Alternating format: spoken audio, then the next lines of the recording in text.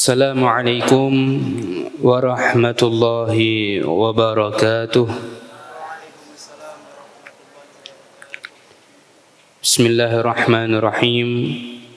Alhamdulillahi rabbil alamin. Wabihi nasta'inu ala umuri dunya waddin. Allahumma salli wa sallim ala sayyidina wa maulana Muhammad الفاتح لما أغلق والخاتم لما سبق ناصر الحق بالحق والهادي إلى صراطك المستقيم وعلى آله وصحبه حق قدره مقداره العظيم سبحانك لا علم لنا إلا ما علمتنا إنك أنت العليم الحكيم وتب علينا إنك أنت التواب الرحيم رب اشرح لي صدري ويسر لي أمري واحلل عقدة من لساني يفقه قولي ولا حول ولا قوة إلا بالله العلي العظيم أما بعد. Alhamdulillah, kita bersyukur kepada Allah Subhanahu wa taala yang senantiasa masih terus-menerus memberikan kenikmatan kepada kita semua, sehingga pada malam hari ini kita dapat bersama-sama kumpul, duduk dan hadir di majlis yang mulia ini. Tidak lain dan tidak bukan tujuannya untuk menambah pengetahuan kita dan juga untuk menambah kemuliaan serta keimanan kita kepada Allah Subhanahu wa taala. Yang sama-sama kami hormati dan kami muliakan, khususnya Ketua Remaja Islam Masjid Agung Jawa Tengah, Bapak Nanang, Mas Nanang. Dereng Bapak nggih. Nek Bapak ketuane. Mas Nanang kalih Mas Anang, beda sithik ya. Mas Anang kalih Mas Nanang. Begitu juga hadirin hadirat, muslimin muslimat, mukminin mukminat dan juga segenap pengurus yang lain yang tidak bisa saya sebutkan namanya satu persatu tanpa mengurangi rasa hormat dan ta'zim saya kepada beliau-beliau semua. Alhamdulillah, pada malam hari ini insyaallah kita akan mengkaji akan sebuah kajian yang bertemakan beriman kepada Allah Subhanahu wa taala adalah merupakan suatu kunci untuk meraih predikat khaira ummah. Perlu kita ketahui bahwasanya kehidupan kita di dunia itu tidak lain dan tidak bukan ditujukan dan juga tujuannya yaitu hanya untuk mengabdikan diri kita kepada Allah Subhanahu wa taala, menghambakan diri kita kepada Allah, berkhidmah kepada Allah dan taat kepada Allah Subhanahu wa taala. Sebagaimana difirmankan oleh Allah Subhanahu wa taala dalam Al-Qur'an, "Wa ma khalaqtul jinna wal insa illa liya'budun." Tidaklah aku ciptakan jin dan manusia melainkan hanya untuk beribadah kepada Allah Subhanahu wa taala. Sedangkan beriman itu merupakan suatu pondasi, suatu yang wajib harus kita miliki kalau kita mengaku sebagai orang-orang yang menganut agama Islam. Ketika orang mengaku menganut agama Islam tapi dia tidak beriman kepada Allah Subhanahu wa taala, maka tidak sah yang namanya keislamannya. Karena yang namanya Islam dan iman itu merupakan dua hal yang tidak bisa terpisahkan antara satu dengan yang lain. Di dalam suatu hadis yang mana diceritakan oleh Sayyidina Umar bin Al-Khattab, suatu ketika Sayyidina Umar bin Al-Khattab ini meriwayatkan akan suatu hadis daripada Rasulullah sallallahu alaihi wasallam, yang mana beliau bercerita suatu ketika para sahabat sedang duduk bersama Rasulullah, tiba-tiba datanglah seseorang yang mana seseorang ini adalah orang yang tidak pernah kita kenal, kata Sayyidina Umar. Tidak pernah kita kenal wajahnya, tidak pernah kita temukan paras mukanya, tidak pernah kita kenali fisiknya. Kemudian dia datang dengan keadaan dia itu seakan-akan telah melakukan perjalanan yang panjang, tapi wajahnya masih berseri-seri, masih bersih, dan pakaiannya masih putih bersih. Kemudian dia duduk di hadapan Rasulullah sallallahu alaihi wasallam, fa asnada rukbatayhi ila rukbatayhi wa wada'a kaffayhi ala fakhidhihi, kata Sayyidina Umar. Kemudian dia itu tiba-tiba langsung menyenderkan kakinya di kakinya Rasulullah, dan juga menyenderkan tangannya di pahanya Rasulullah. Jadi saking dekatnya dengan Rasulullah sampai seperti itu. Tiba-tiba datang langsung duduk dan mendekat sampai sedekat itu di hadapan Rasulullah Sallallahu Alaihi Wasallam. Akan tapi Rasulullah diam saja. Kemudian ini orang bertanya kepada Rasulullah, ya Rasulullah, ya Muhammad, akhbirni anil Islam. Wahai Muhammad, akhbirni anil Islam. Berikanlah aku pengetahuan apa itu yang dimaksud dengan Islam, kata orang tersebut. Maka Rasulullah SAW mengatakan, Al-Islam an tashhada Allah subhanahu wa ta'ala wa anna Muhammadar Rasulullah wa tuqimas salah wa tu'tiyaz zakah wa tasuma Ramadan wa tahujjal bait in istata' ilai sabila. An tashhada la ilaha illallah wa anna Muhammadar Rasulullah wa tuqimas salah wa tu'tiyaz zakah wa tahujjal bait wa tasuma Ramadan wa tahujjul bait man istata'ta ilai sabila. Kemudian Rasulullah menjawab, yang namanya Islam itu hendaknya engkau bersyahadat bahwasanya tiada Tuhan selain Allah Subhanahu wa taala dan bahwasanya Rasulullah sallallahu alaihi wasallam adalah utusan Allah, dan juga hendaknya kamu melaksanakan salat, membayar zakat, melakukan ibadah puasa, dan juga melakukan ibadah haji apabila kamu mampu. Nah, ini Rasulullah menyebutkan yang namanya rukun apa? Rukun Islam. Nah, ditanya fa akhbirni anil Islam. Kemudian orang itu mengatakan, sodakta ya Muhammad, kamu benar wahai Muhammad. Kemudian orang itu tanya lagi, fa akhbirni anil iman, maka berikanlah aku kabar, berikanlah aku pengetahuan apa yang dimaksud dengan iman. Maka Rasulullah mengatakan, al-iman an tu'mina billah wa malaikatih wa kutubih wa rusulih wal yaumil akhir wa bil qadar khairih wa syarrih, kata Rasulullah. Iman itu adalah hendaknya kamu beriman kepada Allah Subhanahu wa taala, beriman kepada malaikatnya Allah, beriman kepada rasul-rasul dan nabi-nabinya Allah Subhanahu wa taala, beriman kepada kitab-kitabnya Allah, beriman kepada qada dan qadarnya Allah, dan beriman kepada hari akhir. Nah, ini yang dimaksud dengan rukun apa? Rukun iman. Kemudian orang ini mengatakan lagi, sodakta, kamu benar. Kemudian nanya lagi, fakhbirni anil ihsan, wahai Muhammad, maka berikanlah aku kabar apa itu yang dimaksud dengan ihsan. Al-ihsan an ta'budallaha ka'annaka tarah fa illam takun tarahu fa innahu yarak, kata Rasulullah.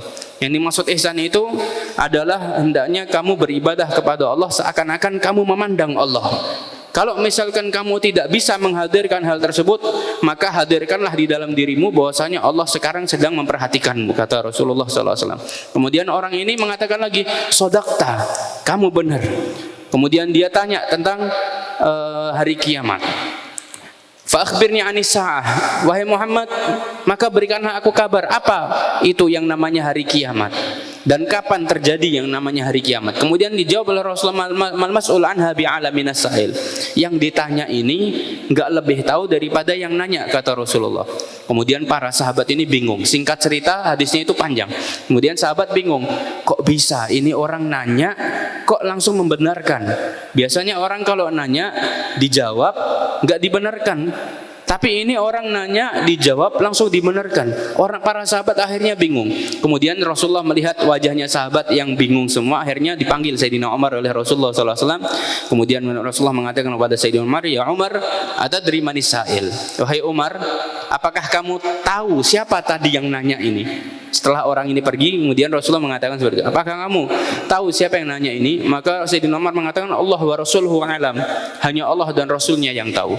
Maka Rasulullah mengatakan, ifa innahu Jibril atakum wa yu'allimakum dinakum. Ketahuilah wahai Umar, yang datang tadi itu malaikat Jibril yang sedang datang ke sini. Apa tujuannya? Tujuannya untuk mengajarkan kepada kalian apa itu iman, apa itu Islam, apa itu ihsan, dan lain sebagainya. Jadi itu malaikat Jibril yang menjelma menjadi manusia. Dari hadis tersebut para ulama banyak mengambil suatu hikmah. Bahkan dari hadis tersebut ada seorang ulama yang bernama Habib Abu Bakar Al-Adni Al-Masyhur. Bahkan dari hadis tersebut beliau sampai mengarang kitab. Mengarang kitab, bahkan bukan hanya kitab, mengarang suatu ilmu baru yang bernama fiqih tahawulat. fikih tapi yang membahas tentang perubahan zaman. Nah, itu ngambilnya sumbernya dari hadis tersebut. Nah, dari hadis ini Rasulullah SAW mengajarkan kepada kita bahwasanya kalau kita menjadi orang yang beriman kepada Allah atau menjadi orang yang memeluk agama Islam, maka hendaknya kita harus mempunyai 3 hal tersebut. Yang pertama, kita harus melakukan rukun Islam. Yang kedua, kita harus melakukan iman, rukun iman. Dan yang ketiga, kita harus melakukan ihsan. Apa itu ihsan? Hendaknya kita beribadah kepada Allah seakan-akan kita memandang Allah, atau kita beribadah kepada Allah dan kita sadar bahwasanya Allah itu memandang kita. Nah, kemudian kita sekarang akan membahas tentang iman. Kita tahu bahwasanya seseorang yang beragama Islam dia harus beriman kepada Allah. Dia mengaku, oh saya Islam, tapi saya nggak mau beriman kepada Allah, berarti bukan Islam. Oh saya Islam, tapi saya nggak mau beriman kepada Rasulullah. Iman kepada Allah dan Rasulullah ini 2 hal yang tidak bisa terpisahkan. Kita mengaku iman kepada Allah, nggak beriman kepada Rasulullah, berarti belum beriman. Dua-duanya harus ada. Lantas apa sih yang dimaksud dengan iman tersebut? Yang dimaksud dengan iman ini yaitu para ulama mengatakan bahwasanya al-iman huwa tasdik, at-tasdik. Al-iman huwa at-tasdik. Apa itu at-tasdik? At-tasdik yaitu adalah kita harus mempunyai kepercayaan. Kepercayaan tentang apa? Qaulun bil lisan wa i'tiqadun bil janan wa amalun bil jawarih. Ay at-tasdiq bi kulli ma akhbarallahu bihi subhanahu wa ta'ala fi kitabihil karim. Yaitu at-tasdiq mempercayai atau membenarkan semua atau segala hal yang Allah subhanahu wa ta'ala turunkan, yang Allah subhanahu wa ta'ala perintahkan di dalam Al-Qur'an. Itu yang namanya iman. Kemudian lantas bagaimana sih cara pembuktian iman kita? Cara pembuktian iman kita yaitu adalah qaulun bil lisan. Yang pertama, kita harus mempunyai qaulun bil lisan, perkataan dengan lisan kita. Amantu billahi, aku beriman kepada Allah, atau mengucapkan 2 kalimat syahadat, asyhadu an la ilaha illallah wa asyhadu anna muhammadan rasulullah. Mengucapkan 2 kalimat syahadat. Qaulun bil lisan wa'tiqadun bil janan. Kemudian setelah kita qaulun bil lisan, mengucapkan dengan lisan kita, maka harus ada keyakinan di dalam hati kita bahwasanya tiada Tuhan selain Allah. Itu namanya iman. Bukan hanya itu saja, wa amalun bil jawarih. Yang ketiga, hendaknya jiwa raga kita harus juga beramal, membuktikan dengan tentang keimanan kita kepada Allah Subhanahu wa taala.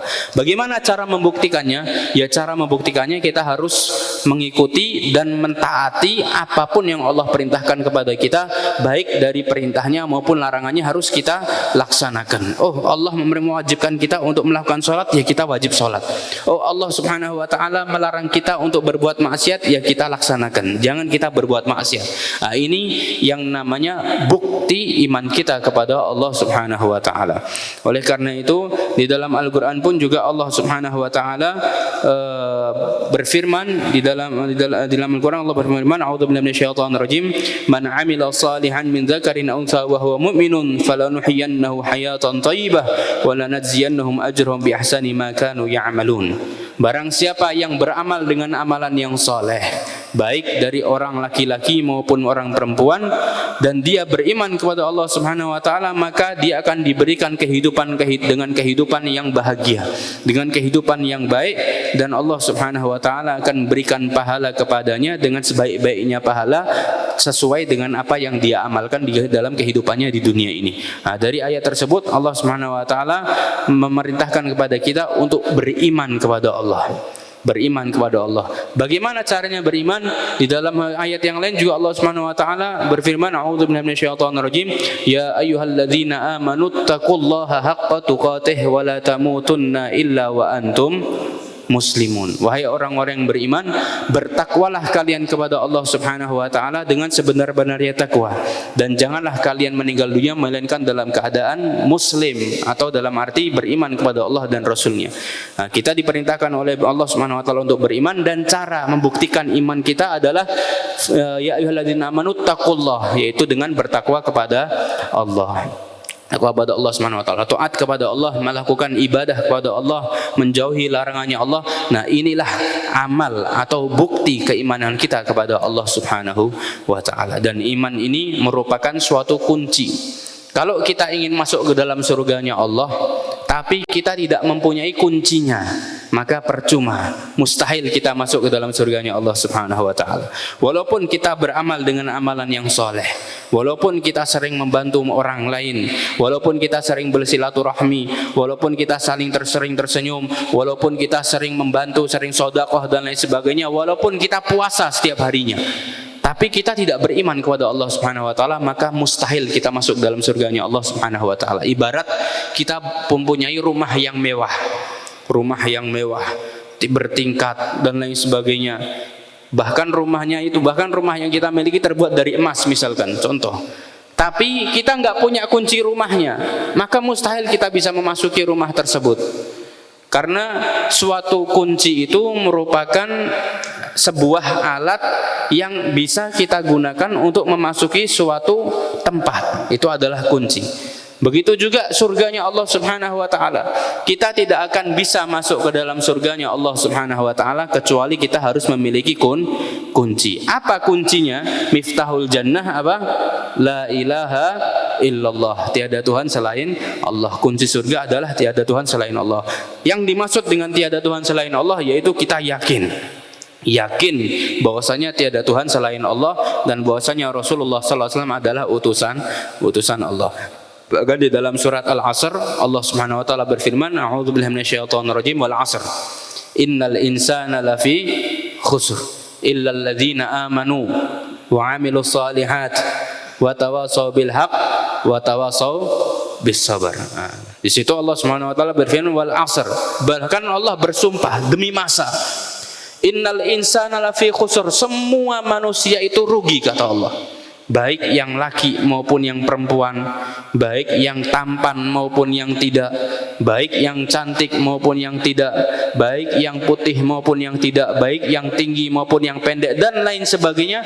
Semua manusia itu rugi kata Allah. Tidak pandang ras, tidak pandang suku, tidak pandang etnis dan lain sebagainya.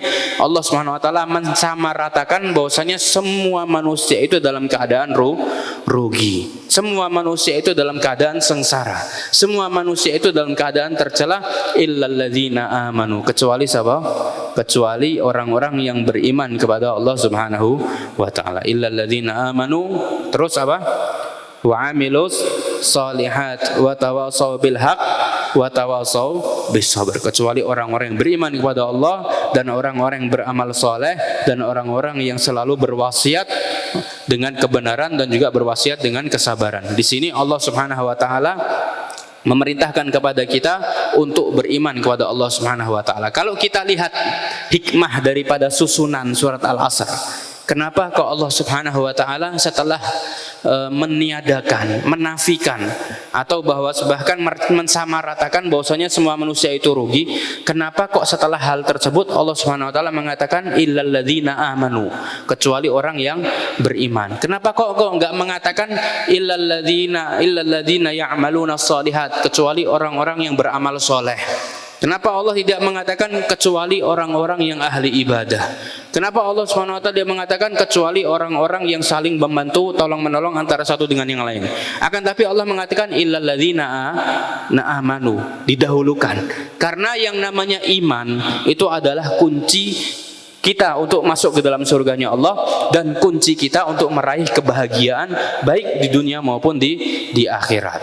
Kalau kita beramal soleh, kita melakukan amal soleh, atau kita melakukan tawasaw bil haq wa tawasaw bis sabr, berwasiat dengan kebenaran, atau kita mengajak orang untuk melakukan kebenaran dan juga mengajak orang untuk meninggalkan kemungkaran, tapi kita tidak mempunyai iman, kita tidak beriman kepada Allah Subhanahu wa taala, maka mustahil kita akan masuk dalam surganya Allah Subhanahu wa taala, karena iman itu adalah kunci. Oleh karena itu Rasulullah sallallahu alaihi wasallam memerintahkan kepada para sahabatnya untuk beriman kepada Allah Subhanahu wa taala, karena iman ini adalah kunci untuk masuk ke dalam surganya Allah dan kunci untuk meraih kebahagiaan serta kemuliaan diri kita di dunia maupun di akhirat. Bahkan para sahabat itu terkenal dengan aktsaruhum imanan. Mereka ini terkenal dengan orang yang paling banyak, orang yang paling besar keimanannya kepada Allah Subhanahu wa taala. Kalau para sahabat sudah mengatakan atau sudah mendengarkan akan nasihat daripada Rasulullah, mereka enggak pernah bertanya, "Kenapa wahai Rasulullah? Gimana wahai Rasulullah? Kok begini wahai Rasulullah?" Enggak pernah. Kalau sudah Rasulullah mengatakan A, ya sahabat, "Na'am, iya wahai Rasulullah. Kami laksanakan, kami lakukan, kami kerjakan." Enggak pernah para sahabat menolak. Bahkan sampai suatu ketika ada suatu cerita daripada seorang sahabat yang bernama Abu Musa al-Asy'ari. Abu Musa al-Asy'ari ini suatu ketika sedang minum khamr, yang mana pada saat itu belum turun perintah larangan untuk meminum minuman keras. Jadi khamr itu dulunya halal, Bu. Bahkan para sahabat itu kalau duduk-duduk itu suguhannya khamr, bukan kayak sekarang teh. Sebelum muncul hukum haram meminum khamr, itu para sahabat minumnya khamr karena adatnya orang Arab itu minuman sehari-harinya khamr dulu sebelum diharamkan. Ada seorang Abu Musa al-Asy'ari, dia sedang minum khamr. Setelah minum khamr, kemudian datang kepada Rasulullah sallallahu alaihi wasallam. Setelah datang di hadapannya Rasulullah, subhanallah, tiba-tiba pas saat itu turun perintah daripada Allah Subhanahu wa taala untuk diharamkan yang namanya khamr. Kemudian Abi Musa al-Asy'ari takut dan bertanya kepada Rasulullah, "Gimana? Saya barusan minum khamr." Kata Rasulullah, "Enggak apa-apa, sekarang jangan minum sudah." Kemudian Abu Musa al-Asy'ari datang kepada para sahabat yang lain untuk mengkabarkan bahwasanya sekarang khamr telah diharamkan oleh Allah. Yang mana Abu Musa al-Asy'ari mengatakan, ketika aku datang kepada beberapa sahabat, aku melihat banyak daripada sahabat yang sedang minum khamr. Sebagian mereka ada yang sudah habis khamrnya, sebagian mereka ada yang masih nyeruput, sebagian mereka ada yang sudah setengah gelas khamrnya. Ketika aku mengatakan hal tersebut, langsung semuanya dibuang oleh para sahabat itu khamr. Detik itu juga nggak ada yang mengatakan, "Wah, nanggung gerek siti," langsung nggak ada. Semuanya langsung dibuang. Nggak ada yang mengatakan kenapa, bagaimana, kok begini, kok begitu, nggak ada. Ketika Abu Musa mengabarkan bahwasanya telah turun ayat akan diharamkannya khamr, langsung para sahabat meniadakan dan membuang khamr yang ada di tangan mereka. Nah, ini merupakan bukti besarnya keimanan para sahabat kepada Rasulullah Sallallahu Alaihi Wasallam. Dan di antara sahabat yang paling besar keimanannya adalah Sayyidina Abu Bakar As-Siddiq. Beliau dijuluki dengan As-Siddiq karena beliau selalu membenarkan apa yang dikatakan oleh Rasulullah. Gak pernah bertanya bagaimana Rasulullah, gimana Rasulullah, kenapa kok begini wahai Rasulullah. Pokoknya setiap Rasulullah mengatakan A, B, Sayyidina Abu Bakar langsung mengatakan, "Saya percaya wahai Rasulullah, saya beriman, saya ngikut, saya manut." Itu Sayyidina Abu Bakar As-Siddiq. Bahkan sampai ketika Rasulullah setelah Isra wal Mi'raj pun beliau menceritakan tentang kejadian Isra wal Mi'raj, yang mana banyak daripada orang-orang yang tidak percaya, Sayyidina Abu Bakar mempercayai apa yang dikatakan oleh Rasulullah Sallallahu Alaihi Wasallam. Jadi orang yang paling besar, yang paling kuat keimanannya adalah Sayyidina Abu Bakar As-Siddiq. Nah, ini merupakan hal yang harus kita ikuti daripada keimanan kita kepada Allah Subhanahu wa taala. Sebenarnya kita ini sebagai umatnya Nabi Muhammad, sebagai umatnya Rasulullah sallallahu alaihi wasallam ini sudah diberikan kabar gembira oleh Rasulullah, sebuah bisyarah yang mana Rasulullah bersabda, "Ma'utiyat ummatun yakinan afdalu mimma u'tiyat al-yakin min ummati." Rasulullah bersabda bahwasanya tidak ada suatu umat yang diberikan keimanan, diberikan keyakinan yang lebih afdal, yang lebih baik, yang lebih utama daripada keyakinan dan keimanan yang Allah berikan kepada umatku. Kenapa kok Rasul mengatakan seperti itu? Iya, karena banyak daripada umatnya Nabi Muhammad ini yang mana tidak pernah memandang wajahnya Rasulullah seperti kita. Tidak pernah duduk bersama Rasulullah, tidak pernah tahu bagaimana sih fisiknya Rasulullah, bagaimana sih wajahnya Rasulullah, bagaimana sih gerak-geriknya Rasulullah. Kita nggak pernah memandang langsung dengan mata kepala kita, tapi kita tetap beriman kepada Rasulullah Sallallahu Alaihi Wasallam. Maka Rasulullah mengatakan, orang yang umat yang paling kuat keimanannya adalah umatku, kata Rasulullah Sallallahu Alaihi Wasallam. Oleh karena itu hendaknya kita selalu mengkaji akan kajian-kajian yang dapat menambah ketakwaan ketakwaan kita kepada Allah dan dapat menambah wawasan kita di dalam keimanan kita kepada Allah Subhanahu wa taala. Kemudian yang namanya keimanan ini merupakan suatu hal yang harus kita lakukan kalau kita ingin mendapatkan predikat khaira ummah. Setelah kita ketahui bahwasanya yang namanya umatnya Rasulullah itu adalah umat paling baiknya umat di antara umat-umat yang lain. Bahkan di dalam suatu hadis disebutkan annal jannata muharramatun ala sairil umam qabla an yadkhulaha Muhammadun wa ummatuh. Bahwasanya surga, yang namanya surga itu diharamkan oleh Allah Subhanahu wa taala untuk dimasuki seluruh umat manusia kecuali Rasulullah dan umatnya dulu yang masuk ke dalam surganya Allah, baru umat-umat Nabi yang lain ngikut masuk ke dalam surganya Allah Subhanahu wa taala. Ini menunjukkan bahwasanya umat yang paling mulia adalah umatnya Nabi Muhammad sallallahu alaihi wasallam. Akan tetapi kemuliaan yang didapatkan oleh umatnya Nabi Muhammad tentu berkat kemuliaan yang ada di dalam diri Nabi Muhammad sallallahu alaihi wasallam. Oleh karena itu, yang namanya umatnya Nabi Muhammad itu sebenarnya sudah menjadi umat yang mulia, sudah menjadi khaira ummah. Akan tetapi untuk meraih predikat khaira ummah ini tidak mudah. Jangan sampai kita terlalu berbangga diri, oh ini loh saya umatnya Nabi Muhammad, wes pasti selamat, wes pasti mlebu swarga, wes pasti mulia, wes pasti bahagia. Jangan kita bangga. Takutnya memang kita ini sebagai umatnya Nabi Muhammad, tapi takutnya kelak di yaumil qiyamah kita tidak diakui sebagai umatnya Nabi Muhammad sallallahu alaihi wasallam. Na'udzubillahi min dzalik. Kalau kita merujuk kisah Nabi terdahulu, ada seorang nabi yang bernama Nabiullah Nuh. Ngertos nih dengan Nabiullah Nuh. Nabiullah Nuh itu punya seorang anak laki-laki yang bernama sinten? Namanya sinten? Kanaan. Kanaan niku anake Nabiullah Nuh. Nah, ini seorang anak nabi, bayangkan.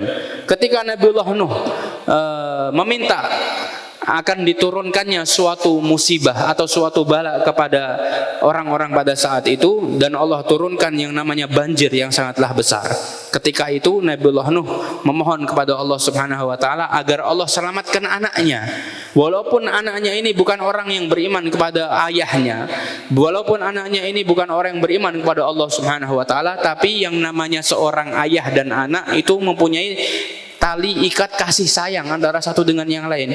Tetap Nabiullah Nuh itu berdoa kepada Allah agar apa? Agar Allah selamatkan anaknya. Bayangkan niki anaknya Nabi, Bu. Anaknya Nabi. Beliau berdoa kepada Allah Subhanahu wa taala, akan tapi apa jawaban daripada Allah Subhanahu wa taala? Innahu laisa waladuk wa innama huwa amalun ghairu salih. Wahai Nabiullah Nuh, Kanaan niku dudu anakmu. Kanaan ini bukan anakmu. Hanya saja dia itu adalah amal yang bukan amalan yang soleh. Dia itu bukan amal yang soleh. Dia bukan anakmu. Bayangkan, ini anaknya Nabi gak diakui oleh Allah Subhanahu Wa Taala. Lah apa meneh kula lan jenengan? Anake Kanjeng Nabi ya dudu, nggih. Putune ya dudu. Sahabatnya ya dudu. Kita pernah bertemu dengan Rasulullah juga enggak pernah. Kita sebagai umatnya itu sudah generasi keberapa ini? Urutan keberapa? Nasabnya juga keberapa? Kita enggak tahu. Kita sudah jauh daripada Rasulullah SAW. Zaman kita sudah jauh daripada Rasulullah. Terus kita mau berbangga diri bahwasanya iki loh, saya ini umatnya Nabi Muhammad. Ini loh, saya ini orang yang mesti selamat karena saya ini gondeli Kanjeng Nabi. Kita belum tahu, takutnya dengan kesombongan kita ini, takutnya kelak di yaumil qiyamah kita tidak diakui oleh Allah sebagai umatnya Nabi Muhammad sallallahu alaihi wasallam. Nauzubillahi min dzalik. Oleh karena itu, yang namanya predikat khaira ummah ini, kata Sayyidina Umar bin Al-Khattab, beliau mengatakan khaira ummah ini bukan predikat yang sembarang bisa diraih oleh semua orang. Karena di dalam suatu ayat Allah Subhanahu wa taala berfirman, a'udzubillahi minasyaitonir rajim, kuntum khaira ummatin ukhrijat lin-nasi ta'muruna bil ma'rufi wa tanhauna 'anil munkar wa tu'minuna billahi ila akhiril ayat. Di ayat tersebut Allah Subhanahu wa taala berfirman, kuntum khaira ummah. Kalian semua itu daripada umatnya Nabi Muhammad sallallahu alaihi wasallam. Itu adalah khairu ummah, sebaik-baiknya umat. Nah, kata Sayyidina Umar bin Khattab, ayat tersebut mengajarkan kepada kita bahwasanya untuk meraih predikat khairu ummah ini kita harus memenuhi 3 syarat, kata Sayyidina Umar. Apa 3 syarat tersebut, kata Sayyidina Umar? Yaitu adalah yang difirmankan oleh Allah di lanjutan ayat tersebut. Kuntum khaira ummatin ukhrijat linnas ta'muruna bil ma'ruf. Syarat yang pertama yaitu, kata Sayyidina Umar, ta'muruna bil ma'ruf, hendaknya kamu melakukan yang namanya amar ma'ruf. Apa itu amar ma'ruf? Amar ma'ruf yaitu adalah kita harus mengajak orang lain untuk melakukan kebaikan. Kita harus mengajak orang lain untuk melakukan ibadah, amal soleh kepada Allah Subhanahu wa ta'ala. Kita ajak, kita misalkan biasa menghadiri kajian, biasa menghadiri majelis dan lain sebagainya, maka kita ajak saudara-saudara kita, ayo kalau bisa hadir kajian, ayo merapat, ayo hadir, ayo duduk bareng. Nah, kita ajak mereka. Ini termasuk amar ma'ruf. Atau kita mengajarkan kepada orang-orang yang kita kenal atau orang-orang yang ada di sekitar kita, kita ajarkan mereka ibadah, kita ajarkan mereka wudu, kita ajarkan mereka sholat. Untuk orang itu kalau ingin menjadi orang yang manfaat, orang yang bisa mengajar, itu tidak harus mempunyai ilmu yang seluas lautan, nggak harus mondok sampai ratusan tahun, nggak harus. Bahkan nggak harus dia menjadi seorang santri, nggak harus. Cukup dengan apa yang dia miliki daripada ilmu agama, kalau dia ajarkan, dia sudah termasuk orang yang bermanfaat. Contoh misalkan, oh saya ini nggak pernah mondok, saya ini nggak pernah belajar, tapi saya tahu tentang tata cara wudhu. Ya sudah, saya mau mengajarkan kepada orang caranya wudhu itu bagaimana. Nah, ini namanya kita menjadi orang yang bermanfaat. Dan ini merupakan amar ma'ruf. Inilah yang dimaksud dengan amar ma'ruf. Ada orang yang belum bisa wudhu, kita ajarkan wudhu. Ada orang yang belum bisa tata cara berpuasa, kita ajarkan. Ada orang yang belum tahu tata cara masuk ke dalam masjid, keluar masjid, doa dimasuk ke dalam masjid, niat i'tikaf dan lain sebagainya. Belum ada yang orang banyak yang nggak tahu, kita ajarkan. Kita tahu, kita ajarkan. Nah, ini orang yang bermanfaat. Atau misalkan kita nggak punya ilmu, kita nggak punya pengetahuan tentang ilmu agama sama sekali. Bisa wudhu, ya wudhu sekedar wudhu saja seperti itu. Tapi kita tidak bisa mengajarkan. Kita tahu tentang ilmu wudhu, tapi kita untuk mengajarkannya nggak bisa. Tapi kita bisa mengajak orang untuk menghadiri kajian-kajian. Nah, kita ajak orang untuk menghadiri kajian tentang pembahasan wudhu, misalkan kita ajak orang, biar orang sehingga orang itu faham dengan perkara-perkara yang mudah seperti itu. Nah, akhirnya kita juga termasuk orang yang melakukan amar ma'ruf. Nah, ini namanya amar ma'ruf, dan ini wajib bagi setiap orang yang beriman kepada Allah Subhanahu wa ta'ala. Yang pertama. Kemudian syarat yang kedua, kata Sayyidina Umar, ayat lanjutannya, ta'muruna bil ma'rufi wa tanhauna 'anil munkar. Hendaknya kamu melakukan nahi mungkar. Apa itu nahi mungkar? Nahi mungkar yaitu adalah hendaknya kita mencegah sesuatu yang berbau kemungkaran. Apa itu sesuatu yang berbau kemungkaran? Yaitu adalah apapun yang berbau maksiat kepada Allah Subhanahu wa ta'ala. Ketika kita melihat ada orang yang bermaksiat, kita dianjurkan untuk merubah kemaksiatan tersebut menjadi ibadah kepada Allah Subhanahu wa ta'ala. Oh, kita jalan-jalan ada lihat orang minum minuman keras. Kita lagi jalan-jalan ada melihat orang-orang yang sedang berjudi. Kita lagi jalan tiba-tiba melihat orang-orang yang sedang berzina dan lain sebagainya. Maka kita harus melakukan yang namanya nahi mungkar. Jadi bukan hanya amar ma'ruf toh.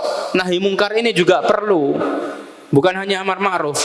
Oh, jangan. Ini namanya melanggar hak asasi manusia. Oh, jangan. Ini namanya kekerasan. Oh, jangan, ini namanya sesuatu yang tidak mempunyai moral. Justru yang maksiat itu yang tidak punya moral. Justru yang maksiat itu yang melanggar HAM. Nah, ini kita harus yang namanya nahi mungkar. Apa dalam hadis Rasulullah SAW beliau bersabda, "Man ra'a minkum mungkaran falyughayyirhu biyadihi." Barang siapa di antara kalian yang melihat suatu kemungkaran, tiba-tiba kita jalan lihat ada orang misalkan bukan suami istri ciuman di tengah jalan.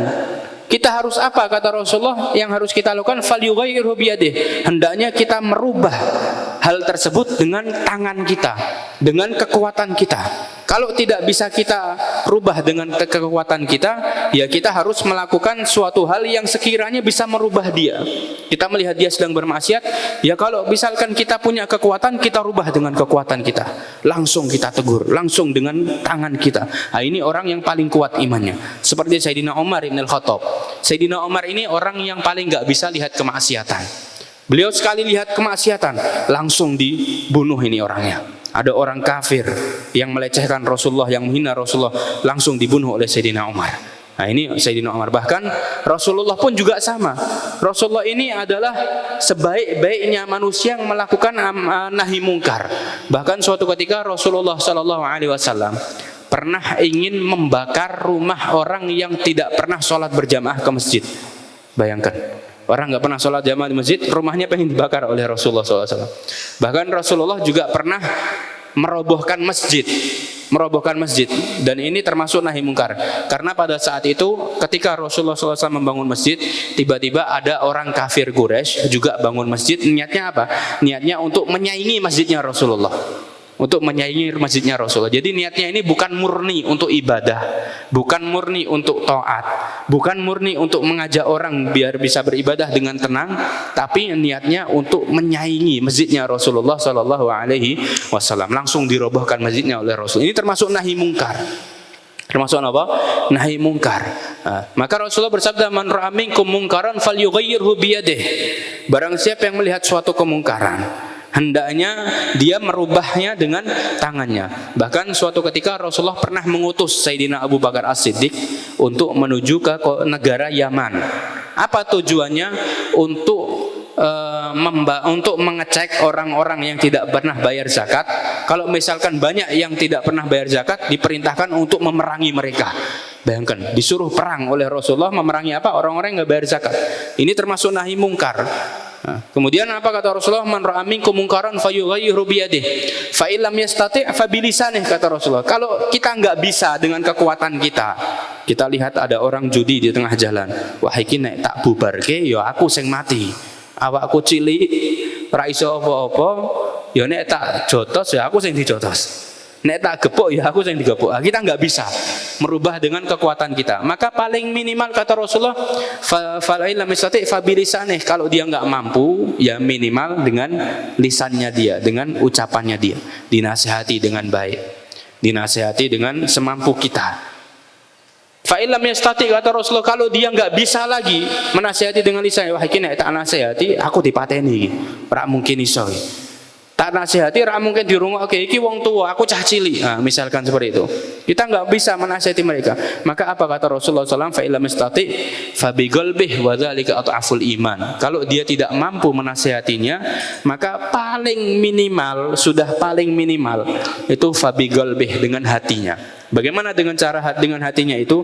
Ulama mengatakan bahwasanya hendaknya ketika kita melihat suatu kemungkaran, paling minimal hati kita itu mempunyai rasa ingkar, rasa tidak suka dengan apa yang dilakukan oleh orang tersebut. Misalkan kita lagi lewat di pertengahan jalan, tiba-tiba kita melihat ada orang yang sedang masang togel, atau kita melihat suatu tempat maksiat misalkan, paling minimal dalam hati kita, ya Allah, kok ono ya wong koyo ngene, kok ono perbuatan seperti ini, kok ono ya tempat seperti ini. Paling minimal hati kita ini apa? Mempunyai rasa ketidaksukaan dengan perbuatannya, bukan dengan orangnya. Ingat, kita tidak diperkenankan membenci orang lain, yang diperkenankan hanya membenci perbuatan orang lain. Kalau ada orang bermaksiat, orang yang melakukan suatu kejahatan, suatu kriminal dan lain sebagainya, maka yang kita benci adalah perbuatannya, bukan orangnya. Jadi seandainya dia berubah atau merubah perbuatannya, kita akan cinta lagi kepada dia. Nah ini ketika kita melihat suatu kemungkaran, paling minimal kata Rasulullah, dalam hati kita ada rasa sedih, ada rasa tidak suka dengan perbuatan tersebut.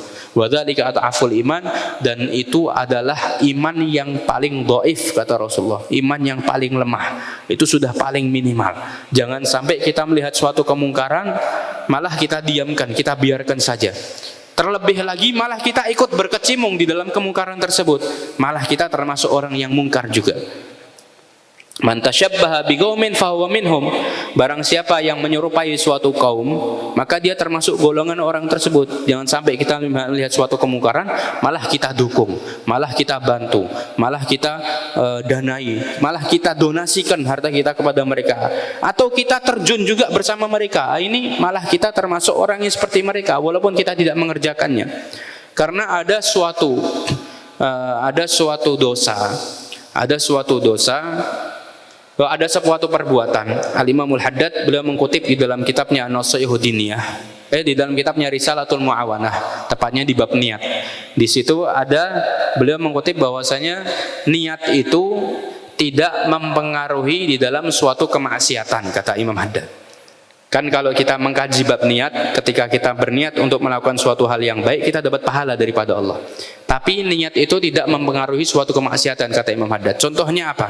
Contohnya ketika kita sedang berada di kerumunan orang, kita sedang kumpul dengan teman-teman kita, misalkan duduk-duduk bersama teman-teman kita, tiba-tiba teman-teman kita ini melakukan suatu perbincangan yang berbau maksiat. Apa perbincangan yang berbau maksiat? Adalah ghibah. Ngerasani. Biasanya niku ibu-ibu niki. Wah, iki lho ngerti ra? Bu Endang kuwi wonge ra tau adus. Nah, ngerasani. Mambune ra njamaki wis ra ngerti mambune kaya apa. Nah, ini ngerasani. Kata Imam Haddad, kalau kita sedang berkumpul dengan orang-orang yang seperti ini, tapi niat kita apa? Niat kita untuk menyenangkan mereka, sehingga kita kumpul itu kita nggak niat ngerasani juga, kita cuma diem tok. Kita niat untuk menyenangkan mereka. Seandainya kalau kita hadir di situ juga, mereka akan senang. Itu khalu surur. Niatnya salah, kata Imam Haddad. Maka dia termasuk orang yang gibah juga. Dia termasuk orang yang bermaksiat juga. Di orang yang berkumpul dengan orang-orang yang bermaksiat, walaupun dia nggak melakukan maksiat tersebut, dia termasuk juga orang yang bermaksiat. Karena man radiya bil ma'asi fahuwa asi.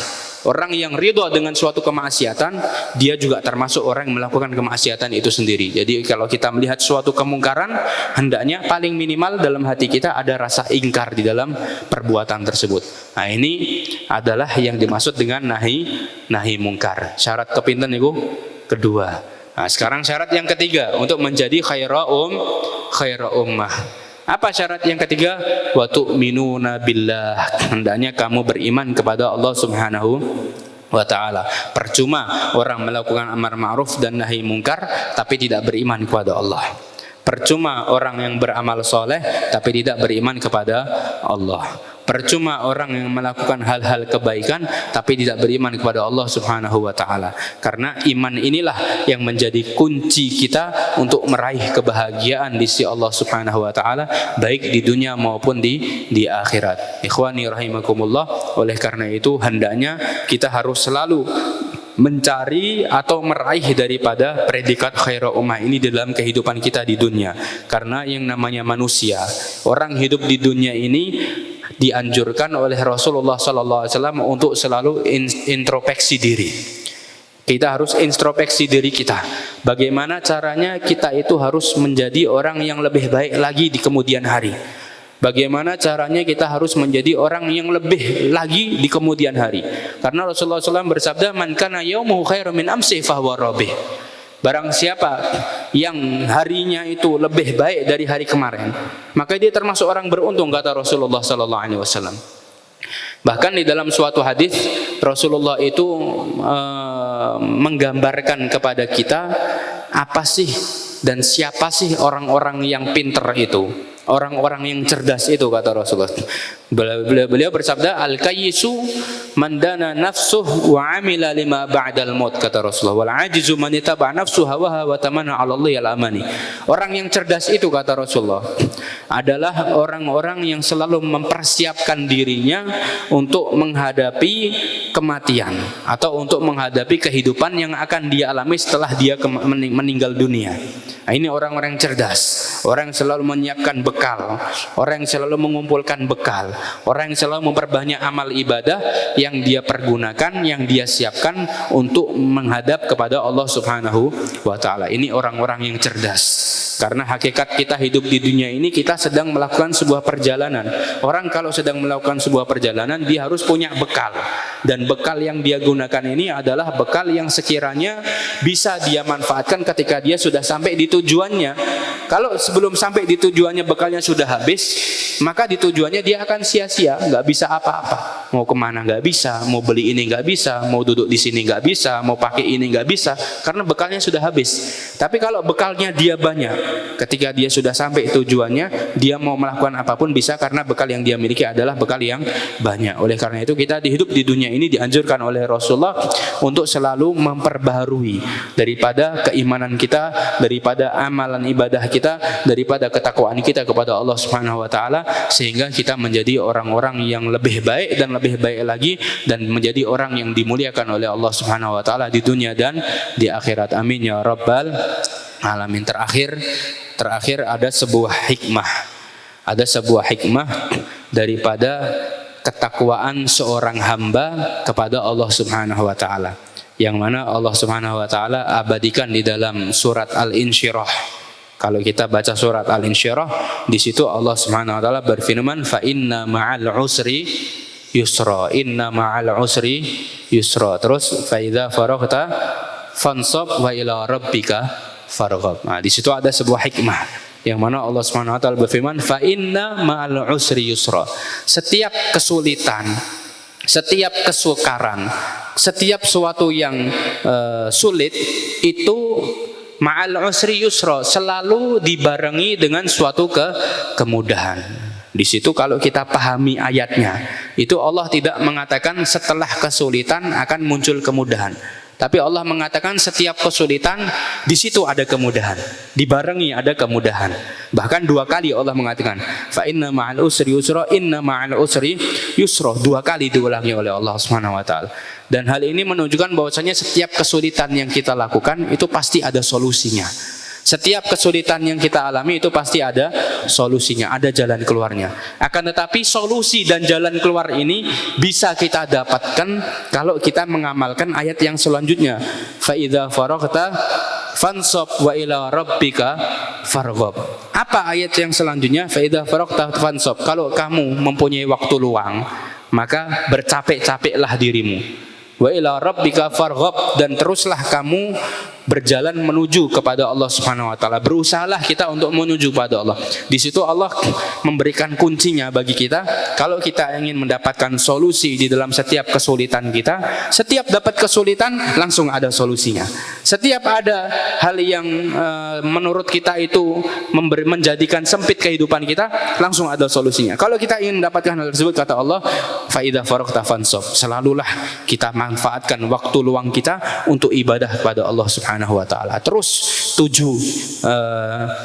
kemuliaan kepada Allah Subhanahu wa taala. Carilah kemuliaan di sisi Allah Subhanahu wa taala. Setiap kita ada waktu luang, kita gunakan untuk ibadah. Setiap kita ada waktu luang, kita gunakan untuk beramal dengan amalan yang soleh.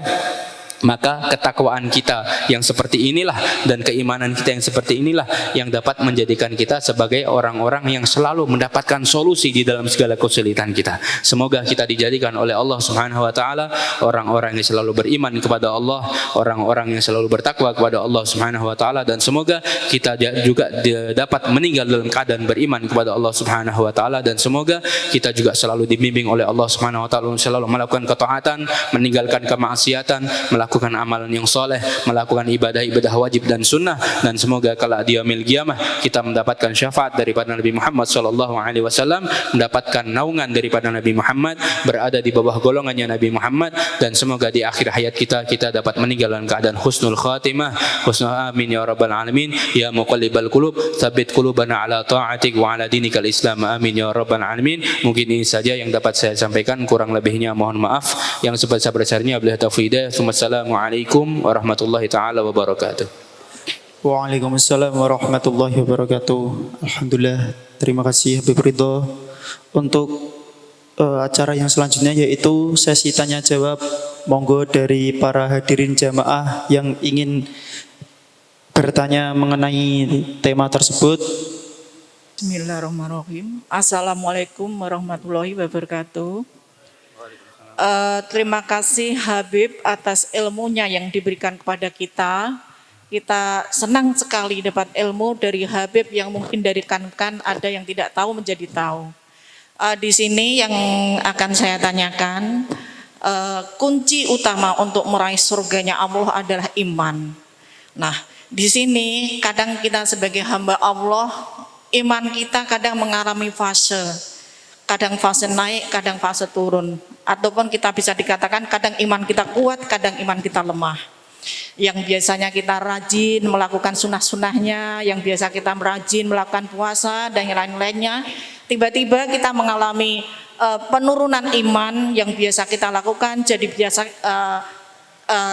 kita tinggalkan. Nah, untuk menyikapi hal-hal yang seperti ini, bagaimana yang harus kita inginkan agar iman kita tuh bisa stabil? Mohon untuk pencerahannya. Terima kasih. Wassalamualaikum warahmatullahi wabarakatuh. Waalaikumsalam warahmatullahi wabarakatuh. Alhamdulillah kita dapat pertanyaan. Ketika kita mengetahui bahwasanya kunci masuk ke dalam surga itu adalah iman, lantas bagaimana dengan kita yang mana masih mempunyai keimanan yang lemah? Kita imannya terkadang naik, terkadang turun gitu Bu ya. Nah, bagaimana keadaan kita ini? Apakah kita dapat meraih kunci tersebut untuk masuk ke dalam surganya Allah? Apa mungkin ini begini maksudnya? Nah, jadi yang namanya iman itu terkadang yazid wa yanqus. Jadi ada terbagi menjadi tiga.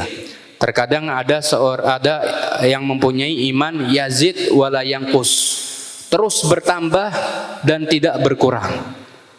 Ada orang yang mempunyai iman seperti itu. Siapakah orang tersebut? Mereka adalah al-anbiya, para nabi, para rasul, para malaikat. Itu mereka imannya yazid wala yanqus, terus bertambah dan tidak berkurang. Yang kedua, ada yang imannya yazid wa yanqus, terkadang bertambah, ya terkadang berkurang. Kadang taat, kadang maksiat. Kadang taat, kadang maksiat. Seperti itu sudah. Kadang dia ibadah, kadang nggak ibadah. Nah, ini yazid wa yanqus. Terkadang dia setelah menghadiri kajian semangat, pengen ibadah, pengen mengamalkan, baru keluar pintu wes down. Nah, ini adalah iman yang yazid wa yanqus. Siapa itu? Ya kita seperti manusia ini. Manusia seperti kita ini adalah imannya yang yazid wa yanqus. Kemudian yang ketiga ada yang iman yanqus wala yazid, terus berkurang dan tidak pernah bertambah. Itu adalah imannya para asyayatin, para setan-setan, jin, para setan, makhluk yang tidak beriman kepada Allah Subhanahu wa taala. Ini yang yanqus wala yazid.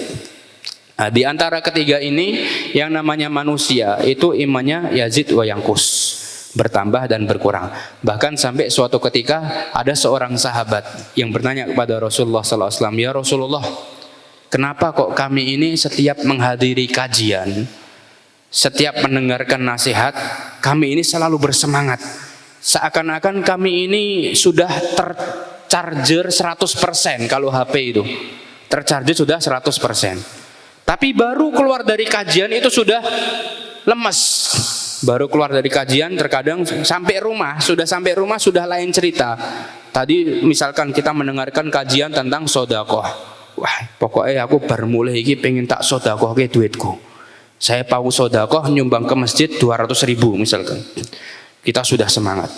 Subhanallah, baru keluar masjid delok ana wong dol tempura. Wah, ana sing dodol tempura, ana sing dodol apa meneh? Cilok, ana sing dodol apa meneh, wis walhasil akeh dodolan ngono.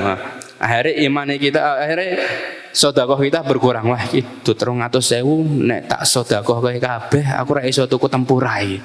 Wis mending 50.000 tak nggo tuku tempura. Engko 150 tak sumbangke ya. Sudah berkurang. Terus sudah itu kita pas mau nyumbang tiba-tiba ada pikiran yang lain lagi, sampai akhirnya yang kita sumbangkan paling 10.000. Nah, itu sudah masya Allah, sudah alhamdulillah. Itu para sahabat banyak yang tanya, ada yang tanya kepada Rasul seperti itu, ya Rasulullah kenapa kok kita setiap hadir kajian kita ini semangat, tapi setelah pulang berubah lagi keadaan kita. Maka apa kata Rasulullah SAW? Rasulullah bersabda, "Lau baqaitum ala hadhil halah la safahatkumul malaikah fit turuqat." Kalau seandainya kamu itu imannya full terus 100% sampai pulang ke rumah, terus 100%, kamu habis kajian sampai pulang ke rumah, sampai besok, sampai lusa, sampai seterusnya itu terus 100%, dan apa yang kamu dengarkan dengan kajian semuanya 100% kamu amalkan. Apa kata Rasulullah?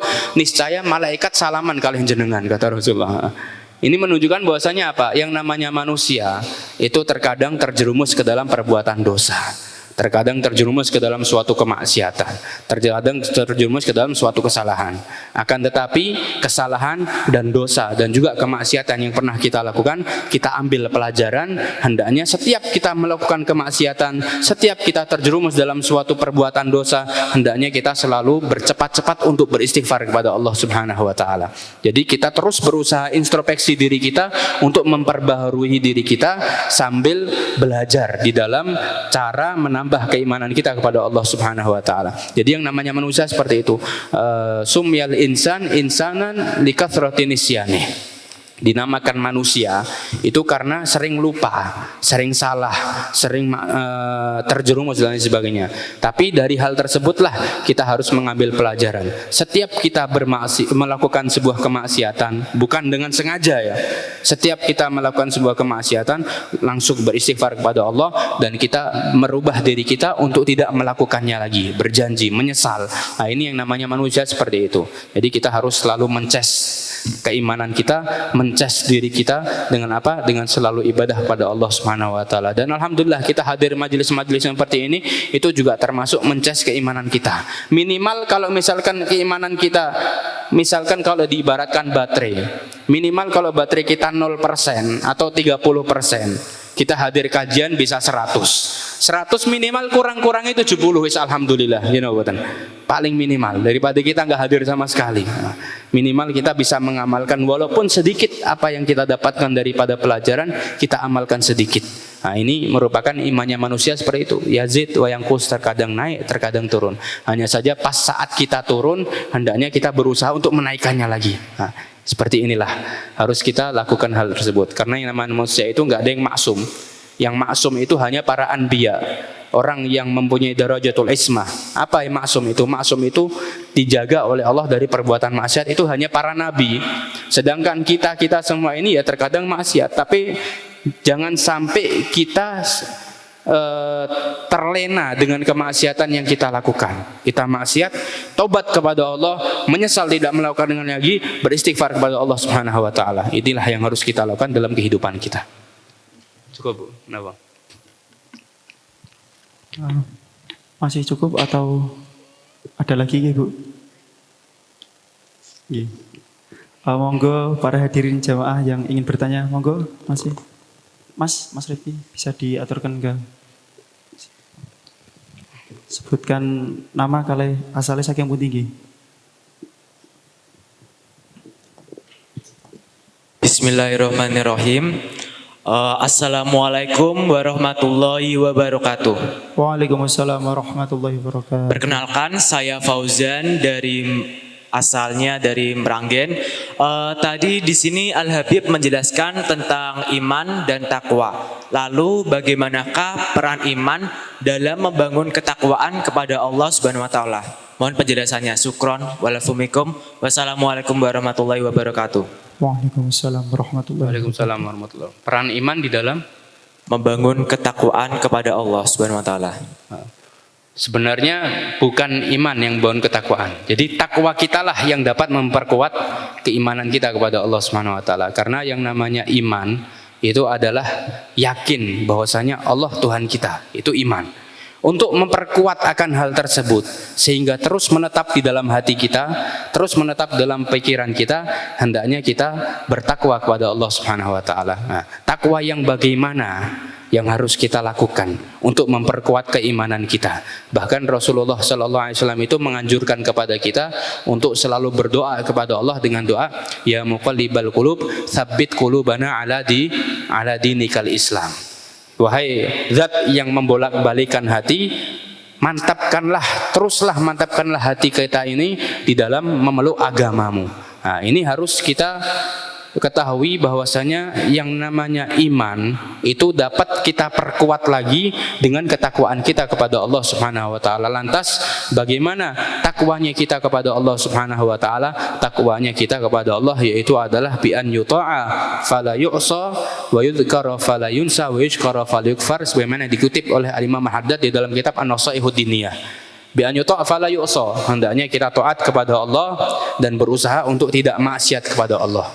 Hendaknya kita selalu ingat akan Allah dan kita berusaha untuk tidak lalai akan Allah. Dan juga hendaknya kita selalu bersyukur kepada Allah dan tidak kufur terhadap nikmatnya Allah. Nah, ini 3 hal yang harus kita lakukan untuk kita menjadi orang yang bertakwa kepada Allah. Sehingga kalau kita sudah bertakwa kepada Allah, maka keimanan kita akan diperkuat oleh Allah Subhanahu wa taala dan kita menjadi orang yang dimuliakan oleh Allah Subhanahu wa taala. Mungkin ini cukup.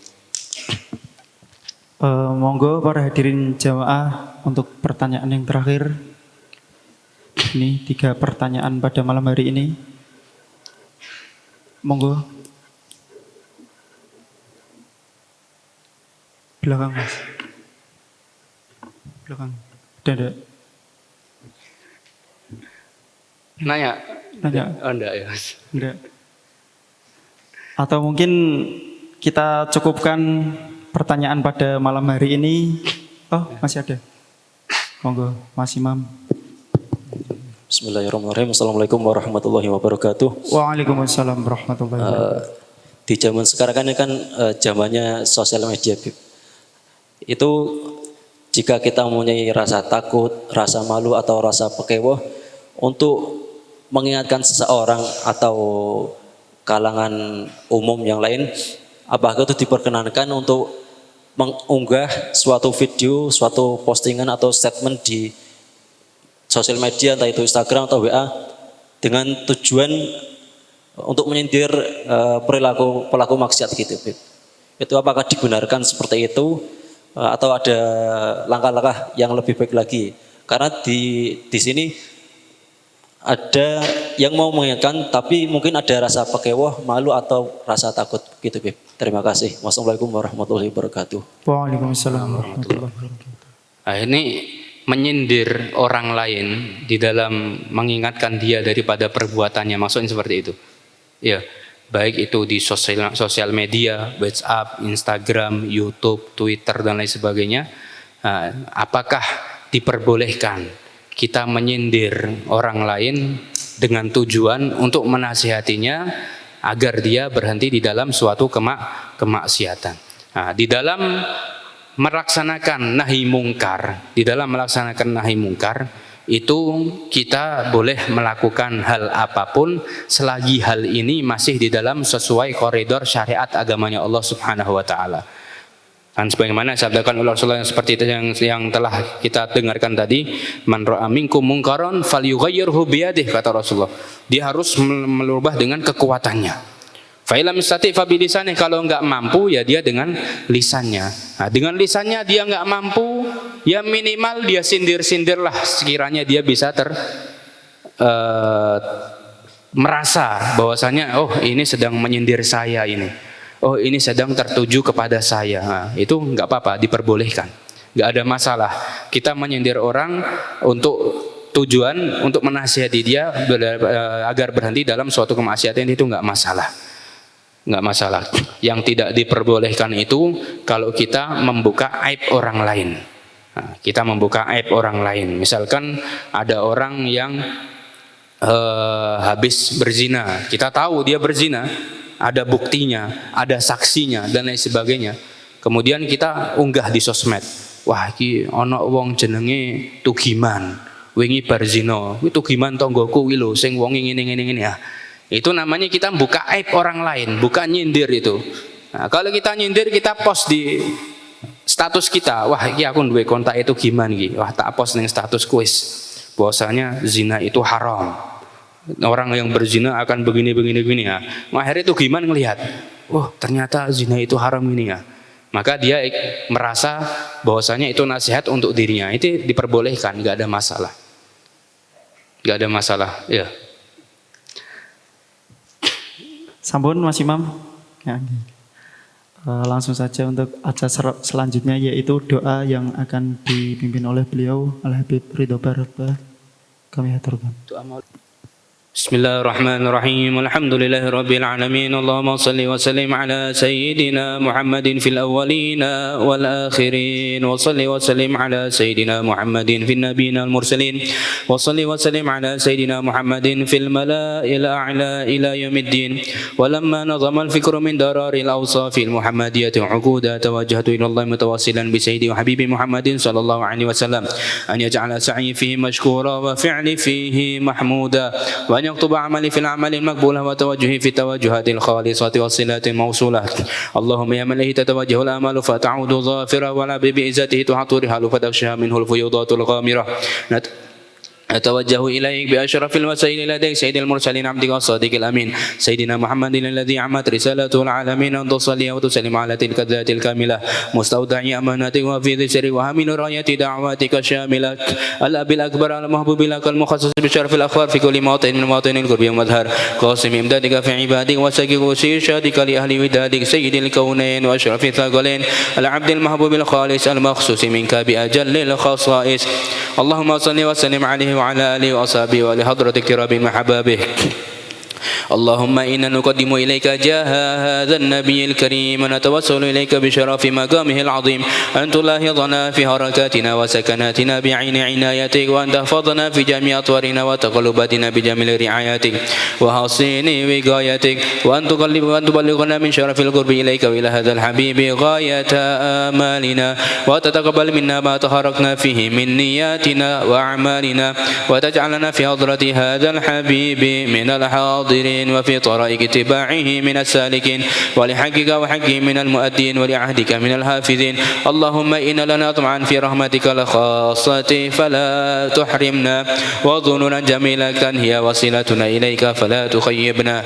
آمنا بك برسولك وما جاء به من الدين وتوجهنا به إليك مستشفعين أن تقابل المذنب منا بالغفران والمسيئات بالإحسان والسائل بما سأل والمؤمل بما أمل وأن تجعلنا ممن نصر هذا الحبيب ووازره وواله وظهره وعم ببركته وشرف بجهته أولادنا ووالدينا وأهل قدرنا ووادينا وجميع المسلمين والمسلمات والمؤمنين والمؤمنات في جميع الجهاد وهدم راية دين في جميع الأوطار منشورة ومع الإسلام والإيمان بأهلها معمورة معنا وصورة واكشف اللهم كربة المكروبين واقضي دين المدينين واغفر المذنبين وتقبل توبة التائبين وانشر رحمتك على عبادك المؤمنين أجمعين واغفر شر المعتدين والظالمين وابسط العدل بولاة الحق في جميع النواهي والأقطار وأيدهم بتأييد من عندك ونصر على المعاندين من المنافقين والكفار واجعلنا يا رب في الهرز الحسين من جميع البلايا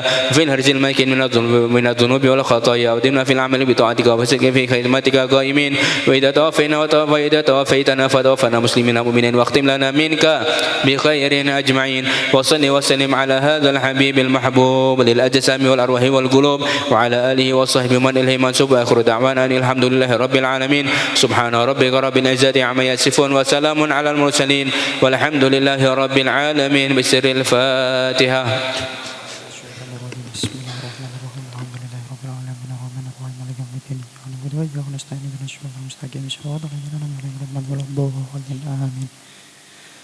Alhamdulillah telah sampai kita pada acara yang terakhir yaitu acara penutup. Sebelum kami tutup ada pengumuman dari panitia kajian yaitu khususnya kepada hadirin jamaah laki-laki maupun perempuan. Jangan lupa follow akun media sosial kami Instagram, Twitter, TikTok, dan YouTube. Semua info, semua informasi ada di Instagram, panjenengan kunjungi saja dan jangan lupa subscribe akun YouTube kami @rismajt. Kami mempunyai banyak kajian, salah satunya yaitu Karim, Jamilah, dan kajian ngopi. Terima kasih kepada panjenengan semua. Apabila ada perbuatan yang kurang berkenan di hati panjenengan, baik perkataan, perbuatan maupun perilaku kami, mohon dimaafkan. wonten kopat kejegur santen menawi lepat nyuwun agunging pangapunten. Wallahul muwaffiq ila aqwamit thoriq. Wassalamualaikum warahmatullahi wabarakatuh.